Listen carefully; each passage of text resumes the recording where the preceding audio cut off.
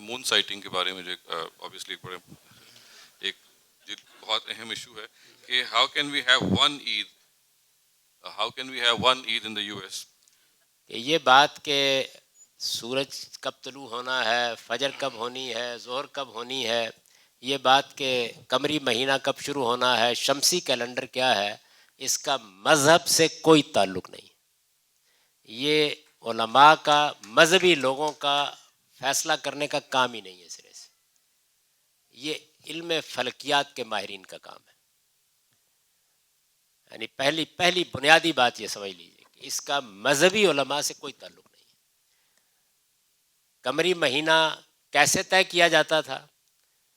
مجھے یہ بتائیے کہ جب 30 دن پورے ہو جائیں تو پھر آپ چاند دیکھتے ہیں؟ میں پوچھتا ہوں کیوں نہیں دیکھتے؟ اگر چاند دیکھے بغیر نہیں فیصلہ ہو سکتا تو 30 تاریخ کو چاند کیوں نہیں دیکھتے؟ اس کی وجہ کیا ہے؟ اس کی وجہ یہ ہے کہ اس زمانے کے علم میں بھی یہ بات اسٹیبلش ہو چکی تھی کہ قمری مہینہ 30 دن سے زیادہ کا نہیں ہو سکتا. یعنی تجربے اور مشاہدے کی بنیاد پر فلکیات کے علم میں یہ بات طے ہو چکی تھی. یہ اس زمانے میں بھی ہر شخص کو معلوم ہو چکا تھا کہ قمری مہینہ 30 دن سے زیادہ کا نہیں ہو سکتا، لہذا کوئی چاند نہیں دیکھتا. کبھی کبھی 29 کے معاملے میں آپ کو معلوم ہے کہ 29 دن اور کچھ گھنٹوں میں چاند کی پیدائش کا عمل ہوتا ہے، تو اس میں فرق واقع ہو جاتا تھا. اس زمانے میں ایک ہی طریقہ تھا اور وہ یہ ہے کہ افق پر چاند دیکھ لیا جائے.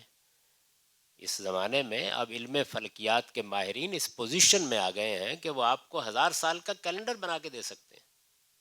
تو اس وجہ سے جو لوگ اس پر اصرار کرتے ہیں وہ نہ حدیث کا مطلب سمجھے ہیں نہ پیغمبر کے منصب کو سمجھ سکے ہیں. خدا کے پیغمبر علم فلکیات کے مسئلے حل کرنے کے لیے نہیں آتے. ہمیں قرآن نے حکم دیا ہے رمضان میں روزے رکھو یا رمضان کے اختتام پر عید کرو. یہ رمضان کب آئے گا کب جائے گا اس کو علم کی روشنی میں طے کیا جائے گا. آپ یہ دیکھیں کہ ہماری نمازیں بھی تو سورج کے ڈھلنے کے اوقات کے ساتھ ہیں. رسالت مآب صلی اللہ علیہ وسلم کے زمانے میں یہ آپ کو معلوم ہے کہ ایک ٹاٹ کا بوریا ڈال دیا جاتا تھا مسجد نبوی کی دیوار پر، اس کے سائے سے جمعہ کا اعلان کیا جاتا تھا. کہ آج بھی آپ یہی کرتے ہیں؟ یعنی اب ہمارے ہاتھ پر گھڑی بندھی ہوئی ہے، ہم دیکھتے ہیں، نماز بھی پڑھتے ہیں، فجر کی نماز کمرے میں پڑھ رہے ہوتے ہیں، عشاء کی نماز کمرے میں پڑھ رہے ہوتے ہیں. کون سورج دیکھنے کے لیے جاتا ہے؟ یہ کامیابی علم نے حاصل کی ہے. یعنی ایک ایسی مشین ایجاد کر دی ہے جو اوقات کے بارے میں مجھے بتا دیتی ہے. بالکل یہی صورتحال چاند کے بارے میں بھی ہو چکی ہے. اس لیے میری گزارش یہ ہے کہ مولوی حضرات کے پاس ادب کے ساتھ جائیے اور ان سے کہیے کہ اس چیز کا آپ سے کوئی تعلق نہیں ہے. یہ علم فلکیات کا مسئلہ ہے، اس کو سائنسدانوں کو طے کرنے دیجیے اور اس کے بعد اس کو سائنسدانوں کے حوالے کر دیجیے. میں نے کئی جگہ یہ واقعہ سنایا ہے کہ غلام اسحاق خان صاحب جب پاکستان کے صدر تھے تو انہوں نے مجھے رویت ہلال کمیٹی میں نامزد کر دیا. تو میں نے کوئی 2 دن کے توقف کے بعد ان کو خط لکھا کہ میں نے بہت غور کر کے یہ جاننے کی کوشش کی ہے کہ میرے اندر وہ کیا زائد صلاحیت ہے چاند دیکھنے کے لیے. تو میں اس کو دریافت نہیں کر سکا، اس لیے معذرت کا.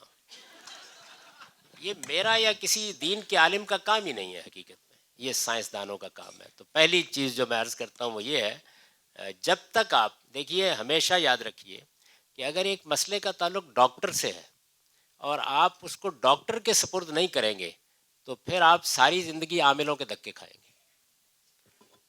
اس مسئلے کا تعلق علماء سے نہیں ہے.